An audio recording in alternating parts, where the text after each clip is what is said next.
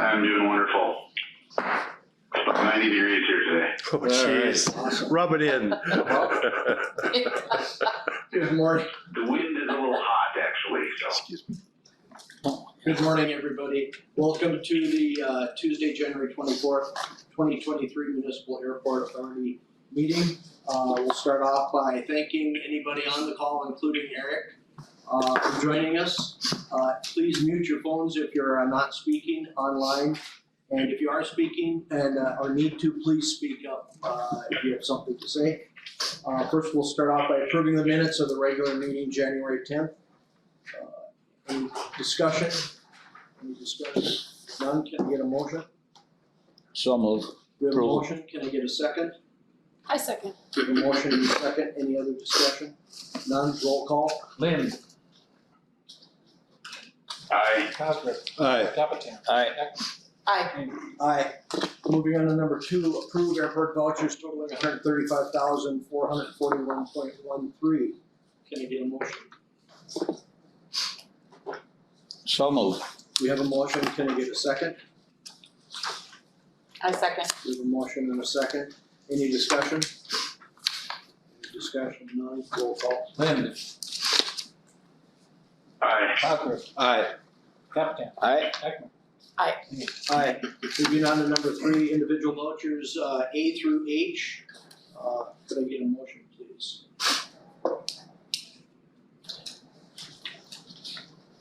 So moved. We have a motion. And a second, please? Second. We have a motion and a second. Discussion, questions? None, roll call. Lynn. Aye. Cosgrove. Aye. Capitan. Aye. Heckman. Aye. Aye. Moving on to number 4, received December 2022 and current year passenger cargo. Some of this information you've been seeing through the press release from the North Dakota Aeronautics Commission. December 2022, the second busiest December. We lost around 60 flights, 60 departures in December because of weather, which accounted for probably another 3,000 some passengers that we weren't able to accommodate because of weather. So the number would have been a little bit higher. We would have approached that 47,000 number pretty easily had it not been for the weather. Second busiest year in the history of the airport going back to 1931, so we're certainly on the right trend there.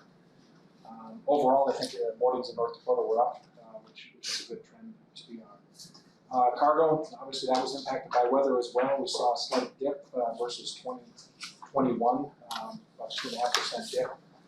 If all of those flights would have operated, we probably would have been right even, maybe only down maybe 1%. So weather certainly had an impact on that. Those UPS and FedEx aircraft probably diverted to Minneapolis or other locations, and the goods were trucked to Fargo, or they were just significantly delayed. So, if you have any questions on that, but we hope 2023 will be even better. All right, moving on to number 5, receive amendment number 1 to Mead Hunt contract terminal renovation. Okay, Brandon Huller said the Mead Hunt is online if there's any questions. This is a process, we talked about doing a LEED certification on the passenger terminal project, and the discussions went beyond when the original contract was approved by the board. So this would be a contract amendment to add in LEED certification. LEED is one of the checklist items on the funding request, funding applications for bill or AIP or even discretionary, that we do some type of a LEED certification service through the design process. If you approve this amendment today, which is $182,031, the total contract for Mead Hunt would be $8,913,255. If you have any questions, Brandon is on. Any questions for Brandon? Any questions? No. Can I get a motion to accept the amendment?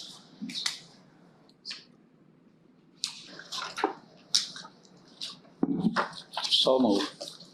Could I get a second?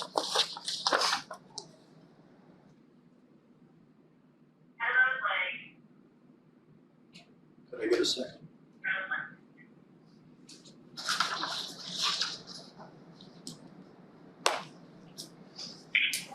I'll second it. We have a motion and a second. Discussion.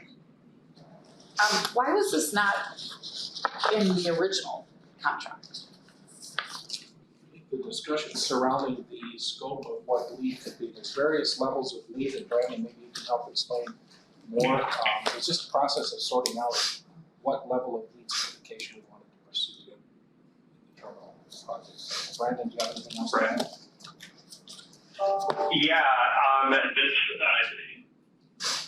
pursuing LEED certification gives us yet another advantage of getting approved AIP funds.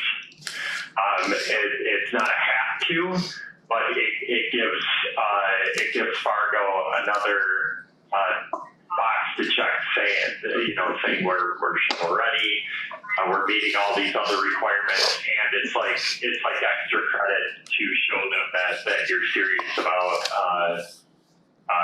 this terminal improvement expansion, and you're conscious of the environment. So this LEED certification, it's not just adding systems in to the terminal expansion that are environmentally friendly. You have to prove it, and so there's a whole process,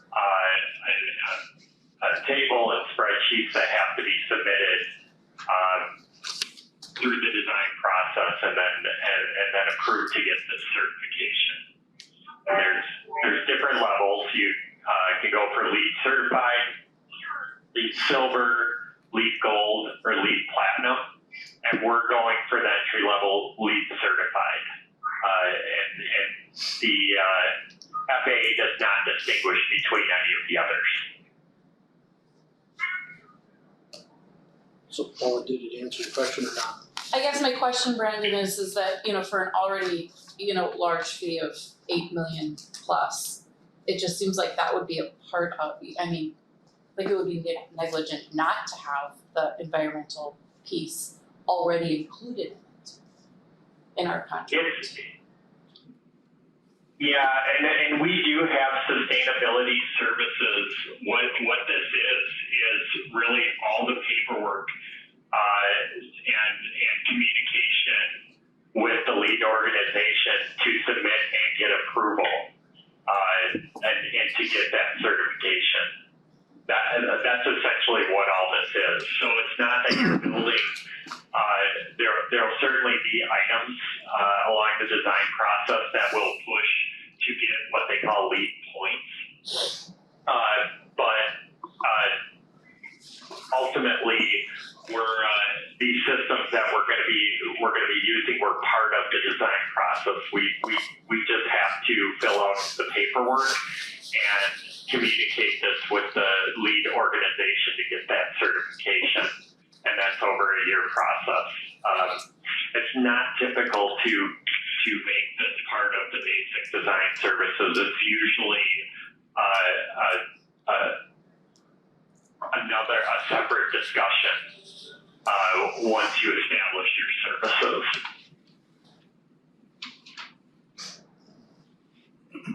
So Brandon, to what extent does this help us in garnering federal funds as well? Is there a benefit to having this in place, or this process in place or started as we try and procure federal funds or state funds as far as that goes?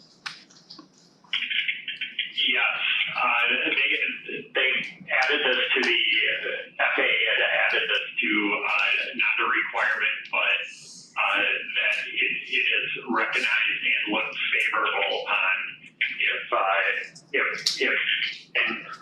if a project is pursuing LEED certification. So that is why it was kind of a separate discussion. We don't have to do it, but this could give us this would give us an advantage of as we apply for those AIP funds to put us above the rest of the projects that are submitting for AIP funds. Mr. Chairman.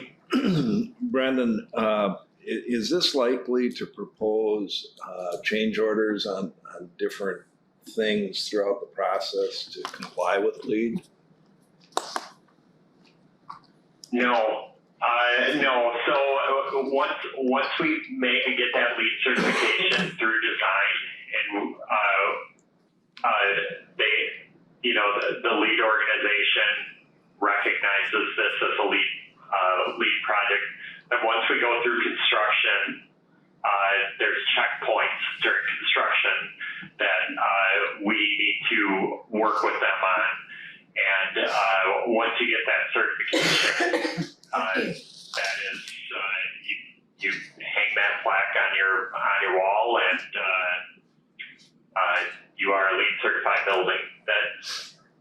So there will be operational questions that they'll have, and checkpoints that they'll want to make sure that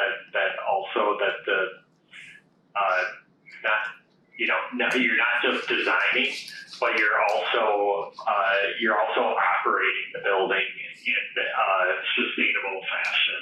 So it's things such as like fresh air intake and mix and heat recovery.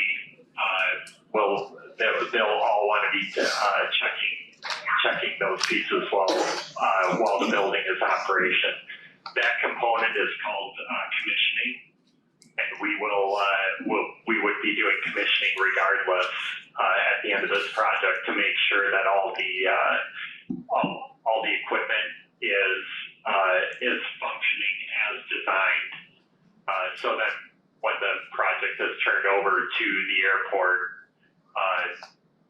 there's no questions as to how things are running, and it's a smooth transition. So Sean and his team will understand how it operates. They get all the training and understand the purpose behind how the design parameters. Thank you. Jim, John, the city and county pursue LEED certification, don't they? Not always. I don't know that we do actually. Not always, but on specific buildings they do. I don't know when we do. I haven't seen it. That I know. Usually, pursuance of for LEED certification, you see a lot of universities pursuing this. High-profile jobs. It's looked favorable upon the community that sustainability is a priority to the entity that's building the project. Things such as that it's made more public.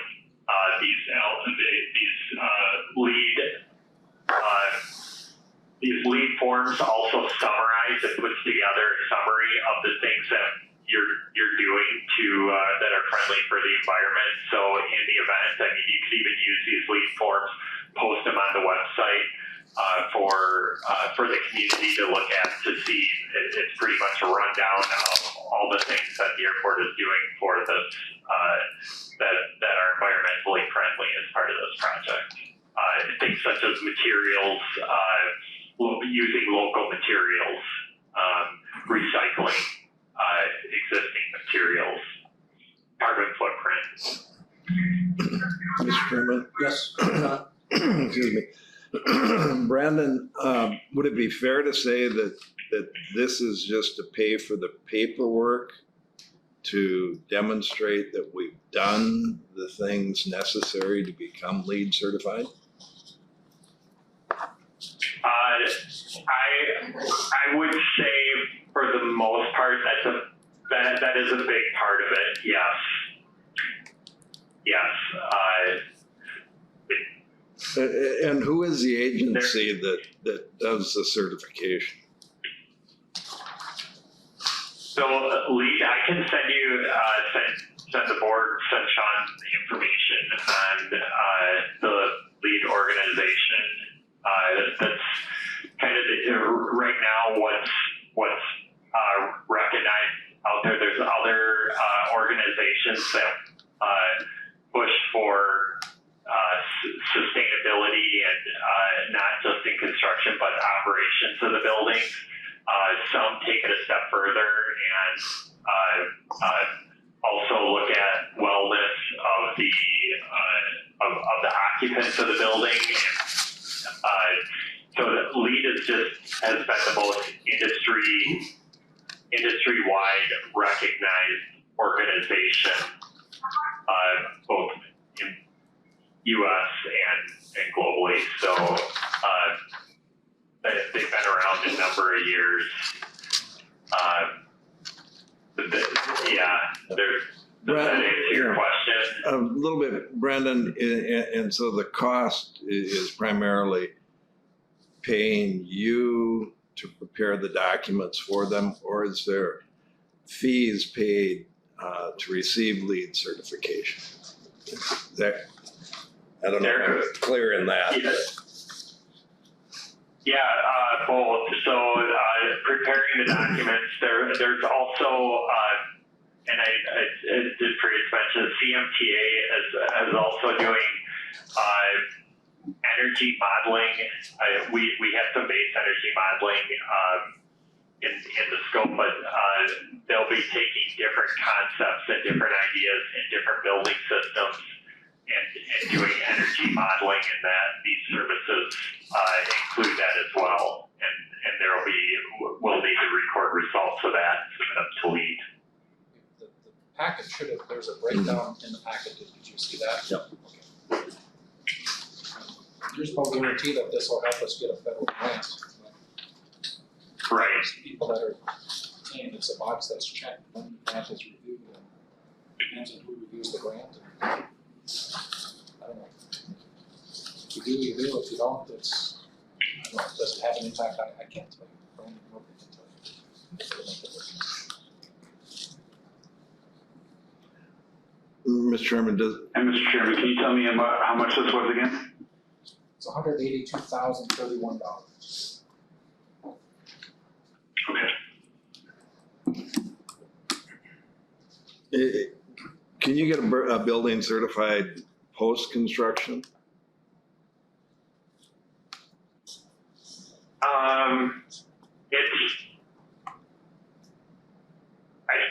I can check on that. I think it's been done before, but it's very difficult because you're building the paperwork over the course of this year of design and getting certified. So having to go back and do studies on things that are already done and justifying that was done correctly, it would be pretty difficult to do.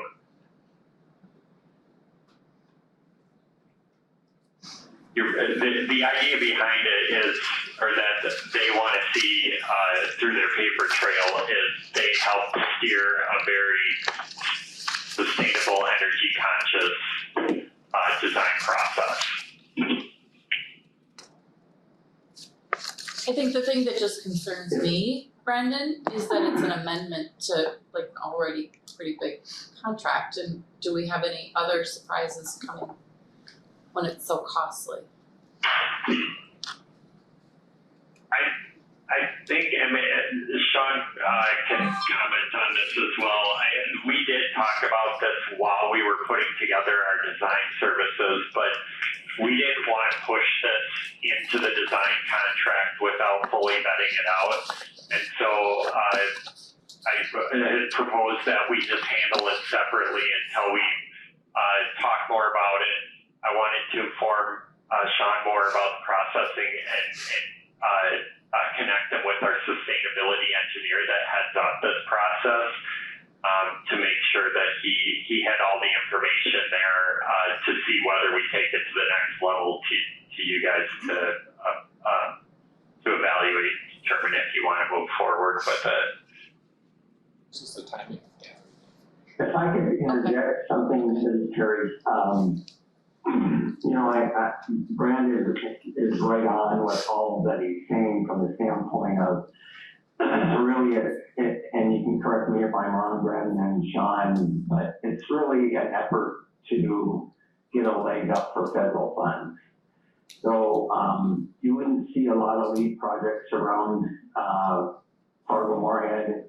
However, what, for instance, universities do is they request us to design to a LEED standard.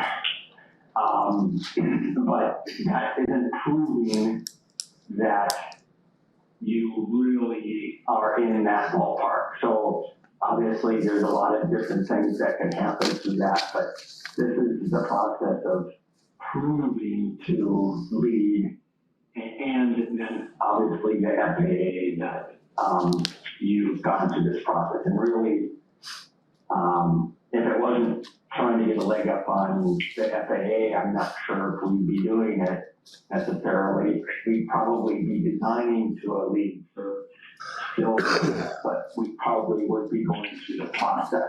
So, so I know it seems like all of a sudden, we got another deal, but this has been in discussions the whole time, and it's just not an easy thing to go through. So we've got to get going on the project, but we needed to get the fee approved, and then we could look at leads later and give you the opportunity to look at that instead of holding up the design of the project. Hey Terry, are the City of Fargo offices LEED certified? No, we designed to a silver standard, but we didn't go through the process. North Dakotans are just too conservative, and why would you pay for something that doesn't give you a tax credit or whatever? It's just, and so, yes, in fact, the same company, TMTA, under a different name, designed the City Hall, and that's what we did. We went after it, and the envelope, the mechanical systems, the recovery, all those kind of things we did, and we just didn't go through the process of certifying the lead, getting a certification because they didn't feel it was worth the dollars. We did explore it, however. I mean, just exactly the way we're doing it here today. So the question is, may this give us a benefit while FAA is looking at grant determination, checking the boxes, if we're, that's the question. As I see it, it's 182,000, hopefully that we get, government grants, but it could be 182,000 down the rat hole too. Sure. What is it? It's 182,000 to get how many million? Or Yeah. get in line for more. The dollar value seems high, but in scope, is it that large of a percentage? I think is the question. Right. Well, and hopefully we'll have a more sustainable building, right, going forward. Regardless. That's already in the design. That's already there. Oh, okay. Right. It just doesn't change the sustainability. Yeah, Terry explained it well. We designed to a lead ask is what they call it. So you don't go through the paperwork, but you still design towards that standard. Any other discussion? Any other discussion? Mr. Chairman, Brandon, we're sort of looking at these sea of federal grants and that this checks another box for us. Do you have any insight into what pools we're talking about, or what are we looking at in the competitive landscape? Would we be the outlier, the only one doing LEED certification, or is everybody doing them, or can you give us some sense there? I would need to look into that to see what we know about some of the other projects that are coming up on the docket. I can't say that we have three funds or three rounds that this would have an impact on. We're not just going for one AIP fund, and this would show up on that application. It would show up on every single AIP that we do throughout this whole project. So it's really not just giving us a one-time advantage. It's giving us an advantage every time we apply every year through this terminal project, through that financial implementation plan that we put together. So I can look into that though and see where if there's what we know about other projects that are pursuing LEED. So one of the funding sources out there right now is this bill funding, and there's a separate pot of that bill money called bill terminal funding. I think it's an ATP or something that is specifically dedicated for terminal projects. And there's 6 different selection criteria that need to be addressed in the application. And one of them is sustainability, which will, like Sean said, is a checkbox routine just to give you an advantage. It's a competitive application process. So the more you can demonstrate that you meet all 6 of the selection criteria, you're better off you're at. So, but keep in mind too that the initial go around was the demand for it was exponentially higher than the funding available. So 2022 was the first year of a 5-year program. So we're in consideration right now in the second $1 billion. So we have 2 grant applications in for the second round of the bill. There's 3 more applications to go through in upcoming fiscal years. So your feeling on this is, go ahead. North Dakota was the only airport that got one last time, so we really don't know. We should know by March. Some say we should know by mid-February if we will get any money in the second bill of the bill money that's available. It's the border bridge at Gate 4 and also the Payment for the apron. But it is or is not, it's part of the criteria that sustainability is. Correct, yes. Alright, Curious, what's LEED certified cement? good question. Well, I think if it's recycled. They do look at that, and when we reconstructed the runway, this goes back to 2003, 2004, the primary runway, when it was reconstructed, all of that concrete was reused. That was an advantage to us in the grant, and that's way back in 2003, 2004. So we recycled everything. So it's been around for a long, long time, so.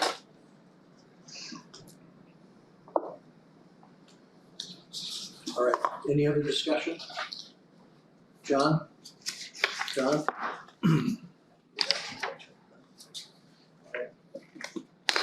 Full vote? Lynn,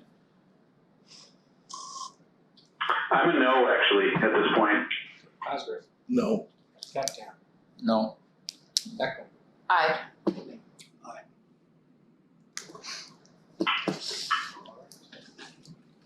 Move on to number 6, receive update from the minutes. Brandon, you can go to the next page here for a couple minutes. Sure. Yeah.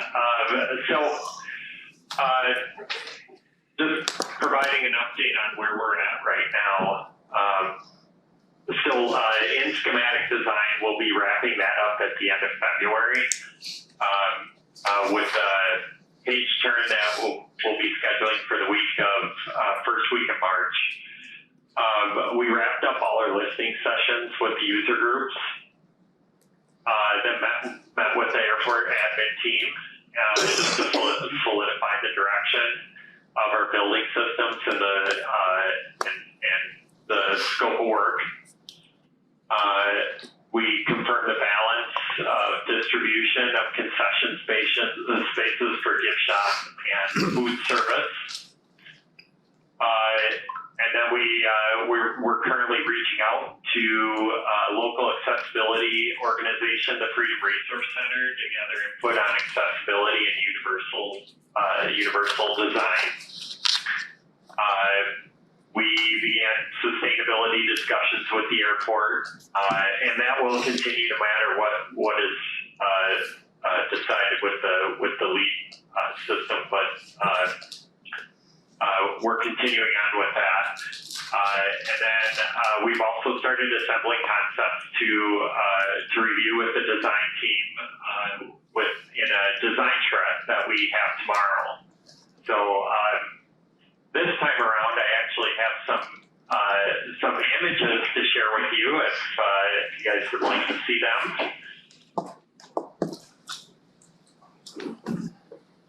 Hold on, he's gonna get Okay. Okay.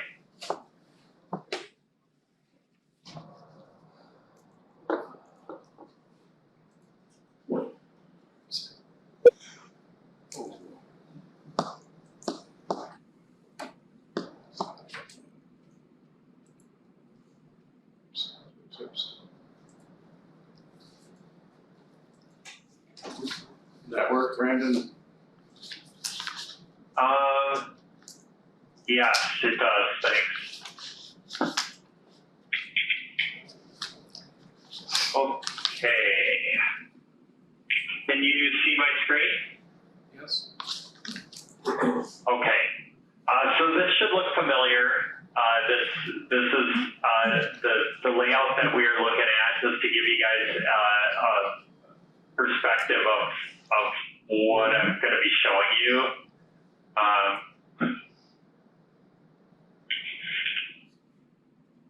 So we're looking at it from this. It's as you approach, my arrows backwards here, but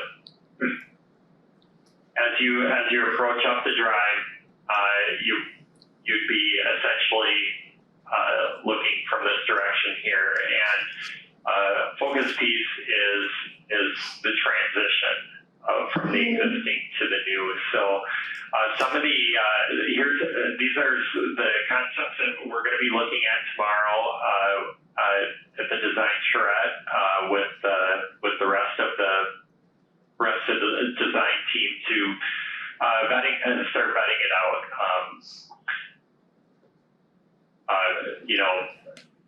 Not just like form, but also function. This is one of the concepts that we're looking at. This is a very robust timber frame assembly, answering to some of the visual preference surveys. What's a common thread you'll see in every single one of these things that we picked out that from the visual preference survey, answering those questions and those images. Another concept that we're looking at, more of a prairie style.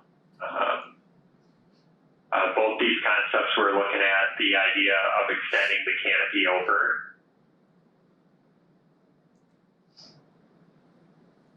And then here yet another concept responding to transparency, but also being very sensitive to the glare and daylight coming into the space. So just to start, those are the three that we're starting with, and then we will be evolving that discussion and how that plays out with the rest of the addition. There's ideas of as you come down this entryway, creating sort of a beacon or a secondary focal point over here that will relate to this entry point, and that's still in development. We want to talk through that in the design shred tomorrow. A couple other smaller ideas about the airport admin space.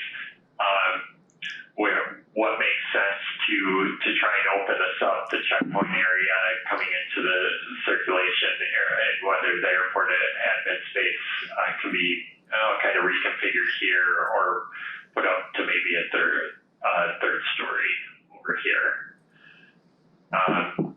So those are I guess the concepts, the ideas that we're looking at. This is a really exciting time. You get a bunch of very creative people together tomorrow in the same room, and we'll come up with all kinds of perspectives and ideas, and what we're expecting to get out of that is a solid direction to move forward.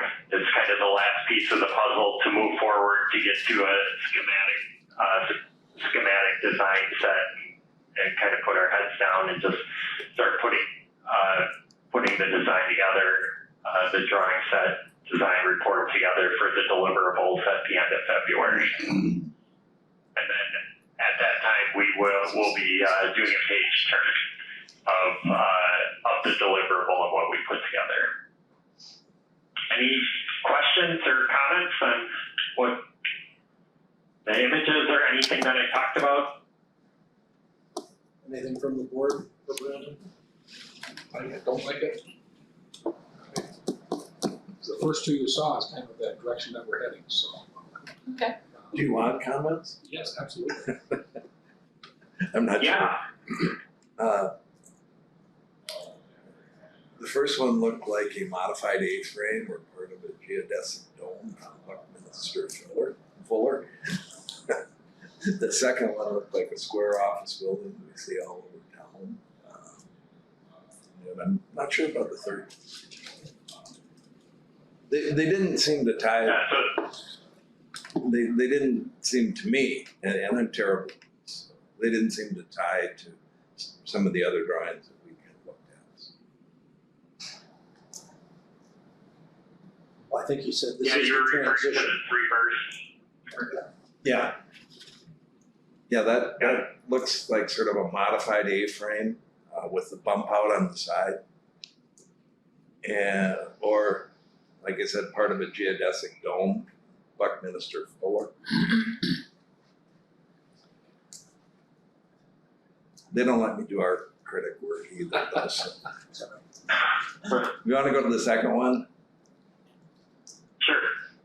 That to me just looks like a That's- standard Throw that one away. square box, good North Dakota solid office building.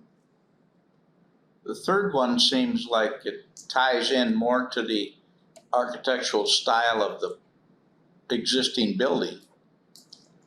Now, the only thing I'd say about that third one is that angled roof line out to an eyelash like that is already featured prominently in about 3 or 4 banks throughout the community. Banks or credit unions. Well, my comment is that I like natural light, so. Sure I come. know you mentioned that you were concerned about maybe too much natural light being a problem. The only problem that we have now is the glare at the ticket counters a couple times a year. Sure. That's really bad. That's been a problem since we built the building. Trying to mitigate that. Yeah, everybody wants sunlight till it hits their computer. All right, thank you, Brandon. Thanks, Brandon. All right, anything All else? right, thank you. Moving on to number 7, receive proposal from Mead Hunt for airfield electrical equipment and lighting. I think is here, was here, yep. So back in September 27th, we received a report from Joel. He did an inventory of our regulators and kind of gave us an update on that we should start thinking about replacing, getting some backups in place. So we have a proposal before us to start that process. Yeah, well, the good news is you've gotten a lot of life out of your regulators. Newest ones are from the project Sean mentioned earlier, 2002 to 2003. The oldest, actually, Andrew had a failure of one. When he contacted the manufacturer, it predated their computer database. They had to go to a paper database to find the serial number. The good news is that you've got 100% regulator spares for your runways regulators, so you've got 100% spare for your regulators on the runways. I don't see this as an actual critical emergency. You have to have it done immediately, but I would plan to do it as quickly as you could. They are all eligible for EAP funding. Now, in addition to replacing the regulators, since almost all of the LED or all of your lights on the runway airfield had been replaced with LEDs. They can probably all be downsized the size of 2. We'll do an inventory of that, save some size on that and a small amount of efficiency. We'll also be looking at the service breakers themselves. They too are back from the early 1980s and late 70s. And the challenge is that now we're finding that sometimes when you turn those breakers off, they don't like to come back on. And it's probably time to take a look at upgrading that as well. So, and what we were talking with Sean and Darren and Andrew about is, it's possible that you might be able to buy that equipment, the materials themselves, through a government contract and acquire them ahead of time for installation at your convenience by a contractor. So we're gonna look at that option, a delivery method of that as well. So is this something that would be considered just progress repair work? For the most part? Yes, these could have been replaced, they're actually eligible for replacement after 15 years. And some of them are closer to 35-ish or so. So other than the contract cost for this, it's just ongoing maintenance of the tune? We could do that, or we could do it all in one large project. We could apply for the IP funding, and we cover it through a tax and service application. At the end of the day, it won't cost us anything, but we have to obviously understand whatever that cost is. Not only for their time to design it, before we pay, but then once we get bids for the items. Or we can buy it from a government contractor, we then, wherever those sources are. Yeah, then we would roll it into a design, bid, build, construction. All right, discussion, questions? When is your bid time up? Can I get a motion? When is your bid time up? Bid time? We haven't established a schedule yet. I would presume it would take about 2 months to get plans in place so that you'd be advertising about 2 months from now, maybe 3 months, but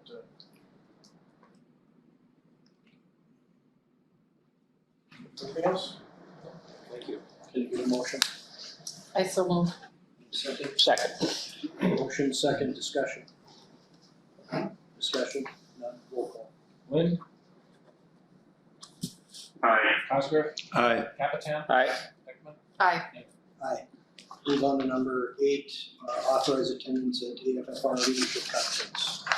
Chief Bush has indicated that Assistant Chief Noyes would like to attend this. We traditionally have 1 or 2 firefighters that do this conference each year, and it's a very valuable training for them. Motion? So move. Second. Motion, second, discussion. Discussion, none, roll call. Lynn, Aye. Cosgrove, Aye. Capitan, Aye. Beckman, Aye. Hingham. Aye. Moving on to number 9, authorize attendance for Allegiant Airport Conference. So I'll be attending this, it's their annual conference that we have all their airports that they serve in, and give updates on Allegiant's plans, and then also do a one-on-one on how the market is performing. Motion. Move. Second, discussion? Discussion, none, roll call. Lynn, Aye. Cosgrove, Aye. Capitan, Aye. Beckman, Aye. Aye. Number 10, authorizing attendance at Fly ND Conference. Okay, Jordan will be attending, possibly Darren and myself, all the board members are invited to attend this as well. It rotates around the state, this year it's in Bismarck, it's a Lake Aviation Conference, they know Hunt presents at it. Some of the vendors. Motion. Move. Second, please. Second. Motion, second, discussion? When would we have to, say register if we were interested in You can apply online now, fly indeed, we can send out, well, let's see. I think there's in your packet, there's this, you can have that there. But yeah, you can register there. Okay. No other discussion? Roll call. Lynn, Aye. Cosgrove, Aye. Capitan, Aye. Beckman, Aye. Aye. Move on to number 11, receive proposal from Decom Aviation. and there was a revised proposal sent out this week. So John DeCosta is someone that has worked with this airport probably since the 1980s. Stacy probably recalls working with John over the years. He's the most familiar with how our airline operating agreements have been put together. And he's proposing to help us with the next phase of our airline operating agreements as we move through this transition to the terminal building area. John has many years of experience with Northwest Airlines and did some other airlines after Delta had acquired Northwest, and then joined another partner from Continental Airlines to form Trillium Aviation, combined with them on the ground. John's kind of retired from that and moving out into his own consulting firm. So he wasn't able to join us today. He was traveling, but I encourage you to review his proposal to help us with the next round of airline operating. I have one question, and it's for Stacy. The scope or his skill set is such that it's invaluable for us, just the history. Mr. Chairman, last time we did this was 2008 or? The 2008, and then the lease was effective 2009. There have been a couple of amendments that he's helped us with in that time period. But, What was the charge the last time that he assisted us? I don't recall probably about maybe that. And the scope is a little bit different.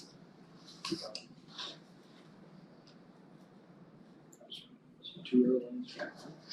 Yeah, three, maybe four. No, it's three probably. You're right. So the scope is a lot different at that point.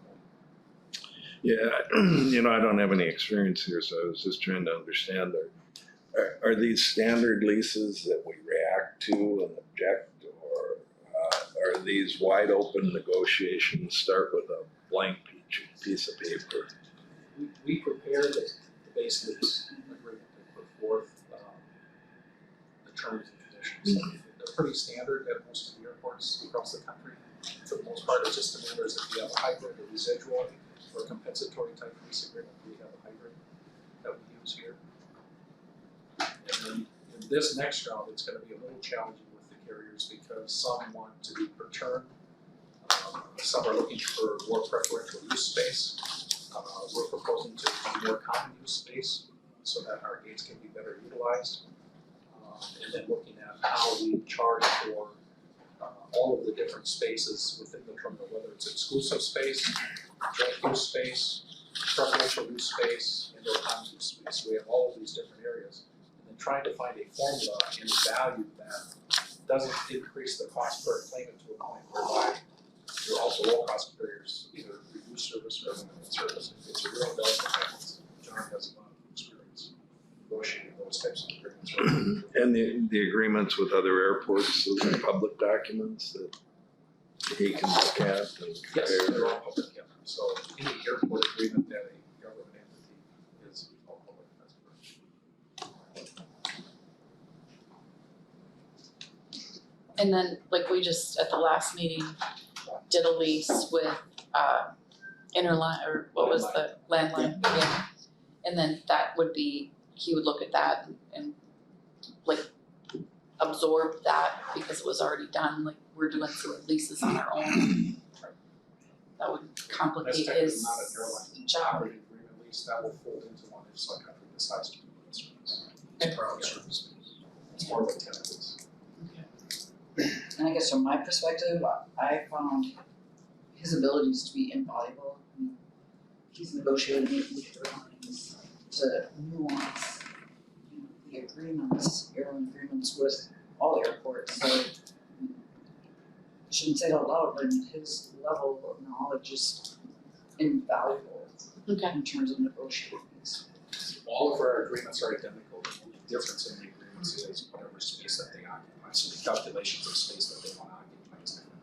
But all of the other terminology is identical, we have one standard lease, and they're all the same. As he negotiates this, will he update us? Oh, yes. Okay. Every year, every step. Okay. I move to approve this contract proposal. Second. Second. We have a motion to second. Any other discussion? Any other discussion? None, recall. Lind, Aye. Cosgrove, Aye. Heckman. Aye. Lincoln. Aye. Before we get into that, there's one thing I should have mentioned when Brandon was talking about the terminal expansion. It's kind of an awkward situation whereby Skydyne, our food and beverage operator, along with our gift shop, Kevin and Cheryl Clapp, their lease agreements end in 2024. And the timing is very, it's not a good situation to be in because we are engaging them as tenants to design the new space they should occupy. And to go out for RFPs when we really don't know what space or how much square footage, the timing is just not good for when their lease agreements expire. I think some airports that have been in a similar condition will work with their current tenants through the process to get it open and operational. And maybe we want to look at some type of an extension of their lease agreements because of the timing of how that works.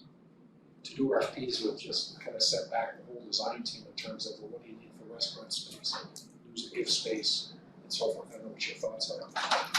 It's just an awkward time, that situation. The existing operators have lived with us through a tough time, COVID, and damaging their business as well, our business and their business. Obviously, at their cost, but not their problem. And I think we should afford them that courtesy. Plus, they are invaluable because they have been here. They see what works and doesn't work.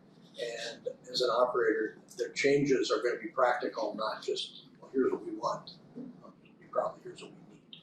They will both be expected to make a significant investment in their, the shelving and all of these things that they do in the gift shop. They own all of that. We provide the floor and walls and take care of the heating, ventilation, and cooling.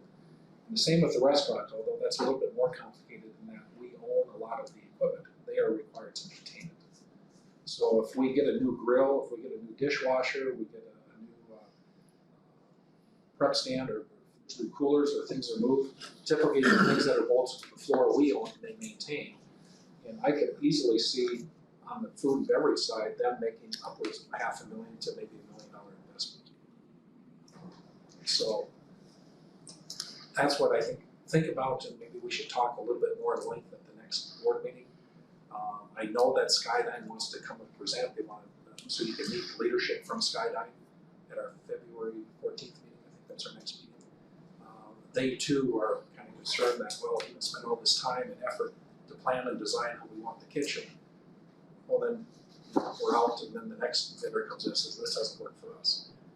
It's just the timing is now. So think about it. And what is the lease that we're talking about? The food and beverage one has been typically 10 years because of investments that they make in the improvements that they've made so that they can amortize that out. The gift shop is typically a 5-year extension. They do 5-year extensions. So The last time we went out for proposals or? the last time, let's see, gosh, you recall, the food and beverage has probably been about 15 years, just because of the timing of how the lease works.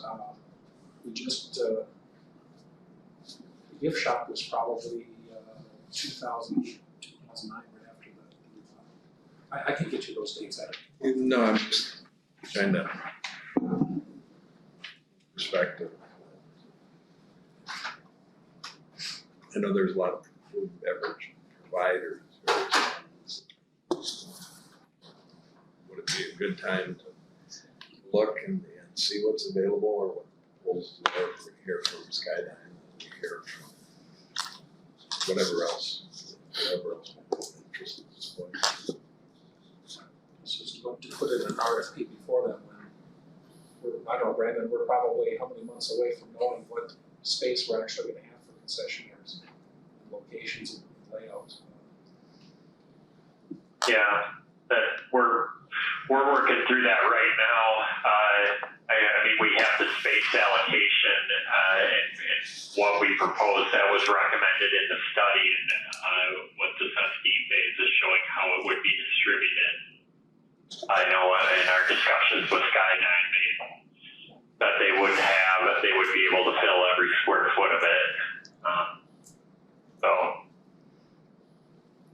We don't need to decide this. about 9,000 square feet. We'll chat at the next board meeting. Yep. We're gonna get a chance to meet Skydyne and maybe Cheryl Clapp wants to come introduce you. They're in a real dilemma right now, that we spend all this time and effort, but then we have to do an RFP, which just totally doesn't believe the design process, so.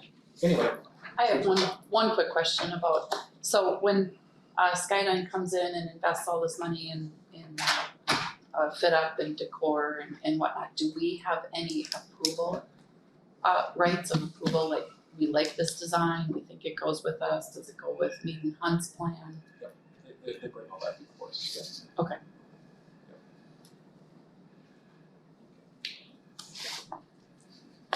So Terry, you can do the exit plaza?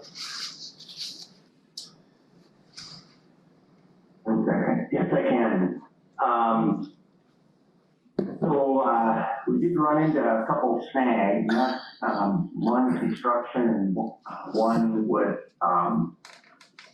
the, parking equipment people. We are pretty much complete with the interior of the building, looking at doing a punch list probably for next week or even late this week. We evidently, we passed every inspection, but we didn't pass the environmental inspection, which I would have to be honest with you, I have never heard of that. And neither did anybody else. I think it has to do with the fact that the exterior isn't done, and the exterior is part of the insulating of the building. So it's a, it's a 2.5 inch solid insulated panel, metal panel. So it's acting as part of our value. And so I believe we're still going to be getting an occupancy permit, but we're wrestling with, I should say, Powers is wrestling with their subcontractor. It's not fun. They came here and again, this particular product isn't installed by anybody around here. Powers is trying to get them to just send a foreman that knows how to put up the product, and Powers will give them men for labor. And so I think they're working on that as a solution. And then we drive up equipment people are being reasonably, really unreasonable from the standpoint they knew. We've been communicating when this was going to happen. They required some pictures of some electrical equipment. Evidently our electrician didn't get that to them within their supposedly time frame, which we really didn't know about, and now we're up to March before they will come and bring the equipment over.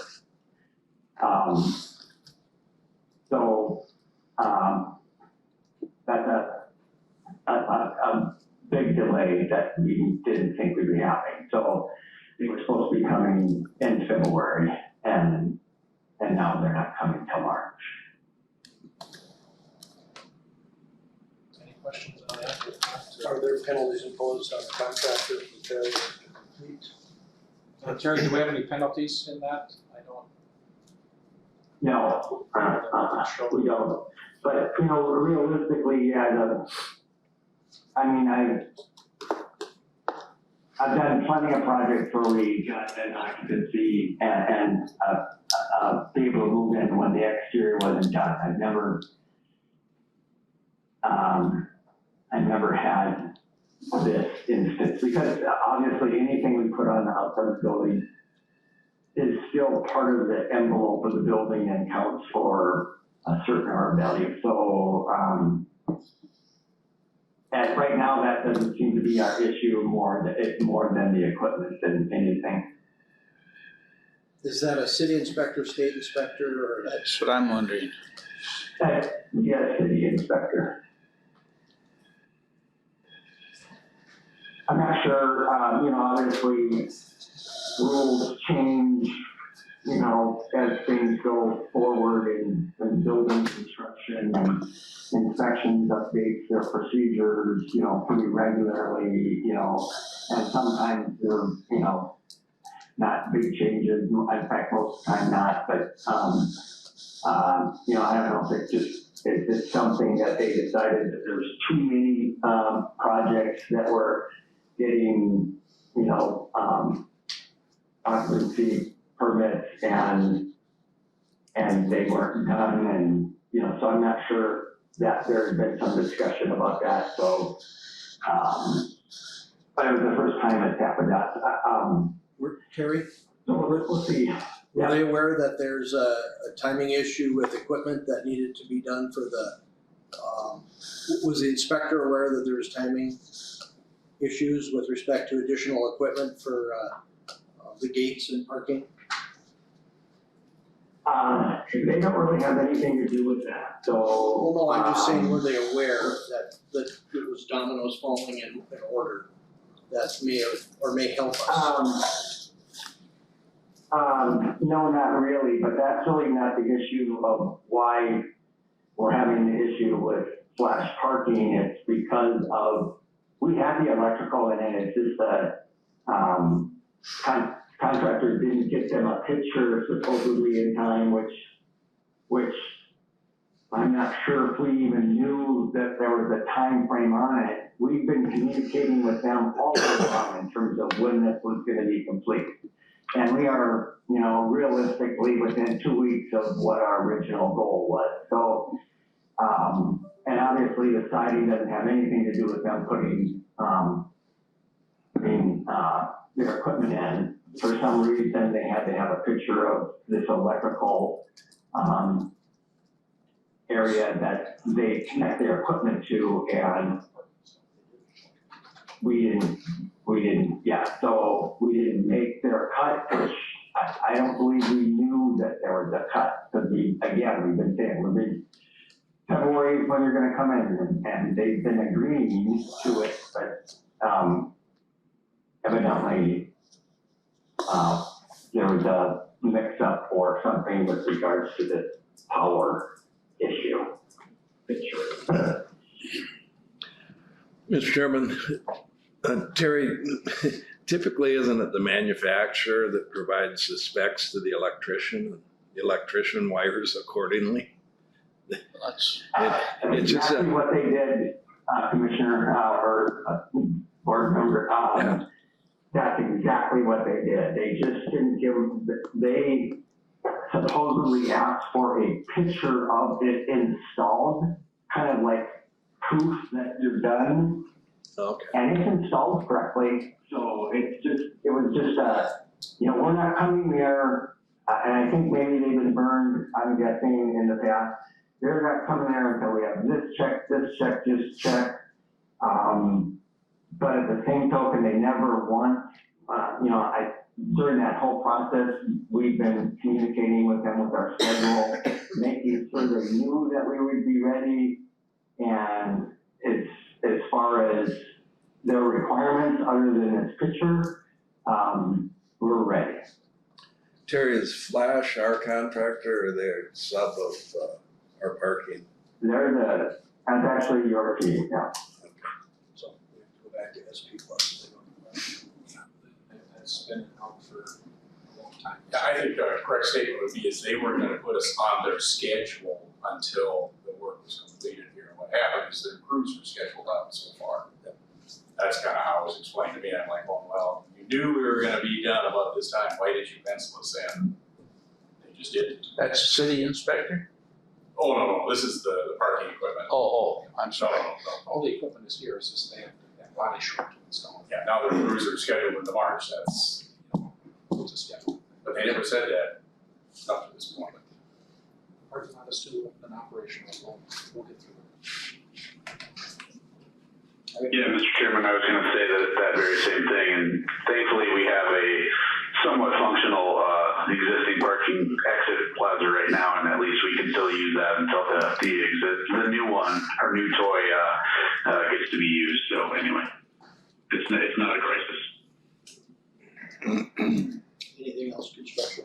Jeff, do you have anything? If not, we'll appreciate I'll keep it real quick here. I guess, South GA project, we're on schedule to open bids on that, in March. I don't have the exact date, but I can get that for you. And then I also have, 90% plans for the replacement of passenger boarding bridge number 4. So I'll give you a copy of those and then we can schedule a meeting with Aero Systems to go over those details. Anything else or some questions for me? All right. Thank you. Well, No. move on to number 13, elect chair 2023. There isn't anything in the bylaws that says that you have to, you can keep the current chair and vice chair, but we might have to board each year, but it's entirely up to you if you rotate chair. Can you get a motion for the chair's position? Is there the normal rotation? Like I believe John would be, I move John Cosgriff to be the new chair. Do we have a second? I'm wondering if maybe because this is such a transitional time, maybe, like, is it always? Or Yes. maybe, John, if you have any input in, maybe we keep, Yeah, I have no Rick. problem other than if it is the annual march through the chairs, that would just continue around as long as members are still okay, involved. So we do have a motion and Eric seconded. Correct, Eric? I did, yes. We have a motion, second, discussion. None. Then a roll call. Lynn, Aye. Costa, Abstain. Aye. Beckman, aye. Aye. I think these are, or is it at the end of the meeting? After the meeting. Okay, good. All right, elect vice chair. Motion, please. Move to elect Paula Ekman vice chair? Or is it Jim? Which one of you two came first? It would be Jim. Me. Oh, okay. It's Jim. Excuse me. Motion and a second. It's a coup. Yeah, wait, I'm not sure I should make that motion. I move. We have a motion and a second, discussion. Paul second. okay. No discussion, roll call. Lynn, Aye. Cosgrove, Aye. Capital, Abstain. Beckman. Aye. Hingham. Aye. Congratulations.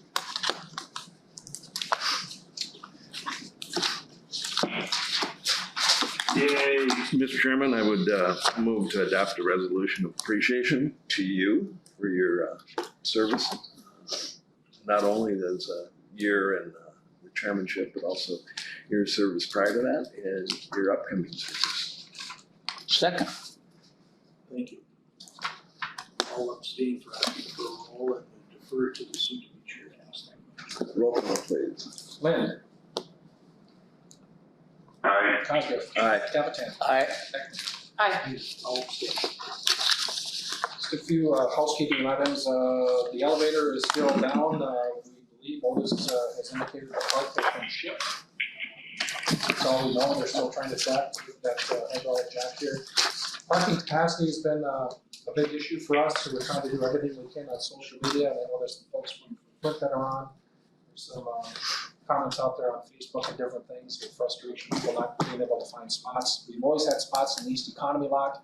And the social media messaging has been to direct people to those locations, but we've been after near capacity. 34 days now, so, yeah, I think we had all 3 lots pretty well full, but the East Economy lot was that space in it. So that's been good. At 12:30 today, Landline and Sun Country will do an announcement and kind of a tour of that luxury bus, so if you wanna come out and see that, or they know they haven't canceled, but Kelsey Miller from Flint is on it. We'll be here in the boardroom, I don't know what press will show up, but they're gonna kind of make their official announcement on that at 12:30. 2022 financials, we're still working on December revenues and expenses, getting them closed out with balance tax and accounting. Got some funds for the city, our normal property tax allocation that they wire to us, along with some PFC payments, they haven't done that yet. And we're working on that, so the audit process is going well, we're working with Brady Martz. They'll call for a day or an hour, and then we'll hear from them for a while, so hopefully they're working on that, and that's going well.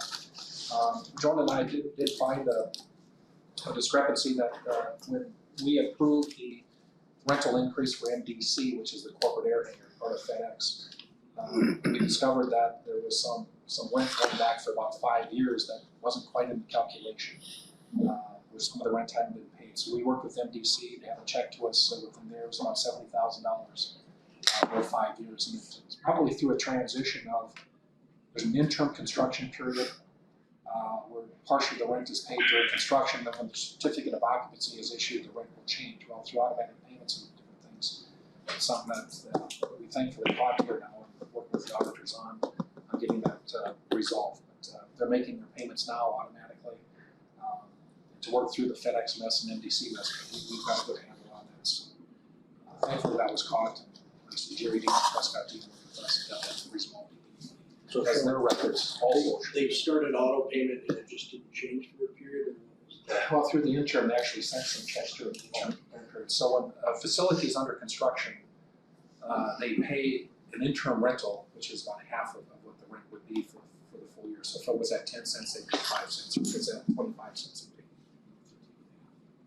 Just through that transition, it occurs. So, but we got that correct. But everything else seems to be happening well. I've been working on the GASB 87 stuff. That's the new thing in accounting, is GASB 87. Oh my.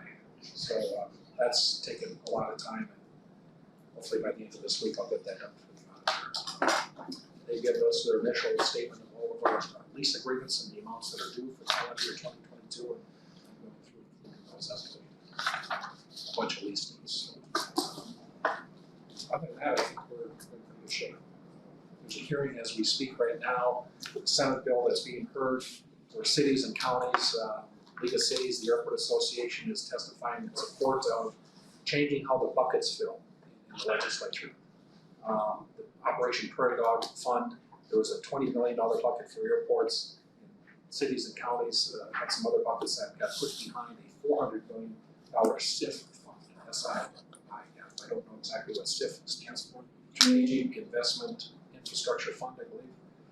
And there is support in the Senate, Beckett-All and others, to move that bucket further behind so the cities and counties and airports can get the bucket filled earlier. So that is, I submitted some written testimony. I don't know that I'll be able to do any oral testimony today, but that's where that is at. Yesterday also, we provided testimony for another Senate bill that was discussed in terms of how the state will fund military support groups in Fargo, Bismarck, and Grand Forks.